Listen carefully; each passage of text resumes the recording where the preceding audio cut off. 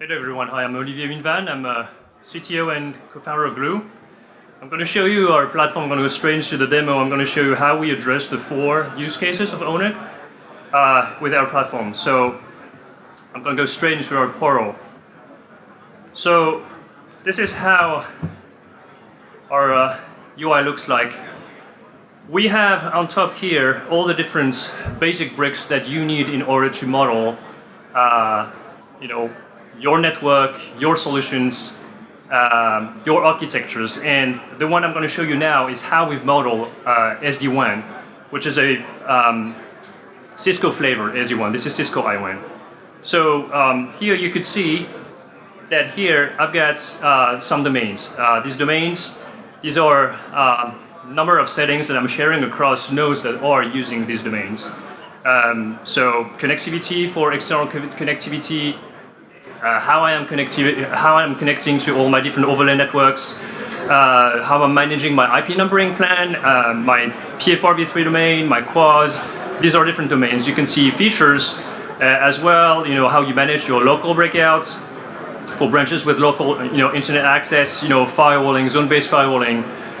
Globals. This would be for any shared settings that you don't want to repeat over and over when you define your network. And of course, nodes, where that are targets of all your different domains and features. I'm going to show you how we do service chaining, and this is with our highest level of abstraction in a domain that we call the IWAN assembly. So let me show you one. And this IWAN assembly here is the way we perform the service chaining, and you can see in the example that I'm showing you here that this is how I would like all the nodes using this assembly to have the same IP numbering plan, firewalling, quads, performance routing, etc., etc. So I'm going to alter one. I'm going to show you the engine in action, and I'm going to alter a PFR v3 domain. So I'm still going to show you the construct here. I've got several traffic here, and what I'm going to do here is for this particular class of service that I've got already defined here, I don't want to fall back to the internet if there's something happens. I'm going to black hole this.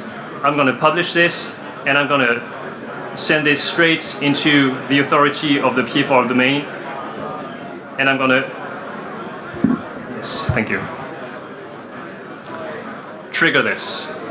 So as the engine starts, I want to show you something. I want to show you how the engine is working. And I'm going to, on purpose, put all the different logs here. What you see here is extremely special.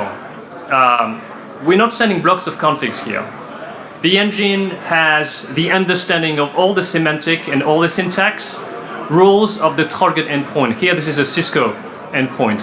So it's not going to try to send blocks of configs. It's going to truly have an interaction with the node and see if it is looking the way it should be. And if not, then it's going to fix it. So very, very powerful in order to find unauthorized changes and mitigate these unauthorized changes. I'm going to show you that I can also interact with the node in real time. I think I should have done this in the first place. That's okay. I'm going to show you this. Well, the engine is faster than me. So I'm going to show you something interesting. I can show you also that I can interact with nodes of 2 different kinds, 2 different brands. I've got a Citrix, OneUp, CloudBridge appliance, and I've got a Cisco switch.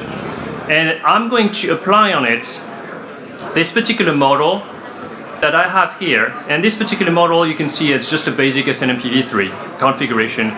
But this is what I'm going to do. I'm going to send this straight onto the 2 nodes simultaneously. Yes, simultaneously. And you're going to see that I am applying one single model on the 2 nodes independently. Oh, and so you're going to see that here. You're going to see this humming. I just click the rock button, and so I have a way to model a network feature and apply it independently to any vendor. That's the power of what is there. So in the interest of time, I want to just conclude by saying that we address these 4 different use cases. We support Cisco IWAN, and so of course this is transport agnostic. And you saw the service chaining and all the security service chaining. It handles PKI certificates, DMEPN, all the IPsec flavors. So this is how we daisy chain all these different service chains. You saw I can throw PFR, QoS, and all these different extra features at the nodes, and our engine's been is multi-tenant from day one.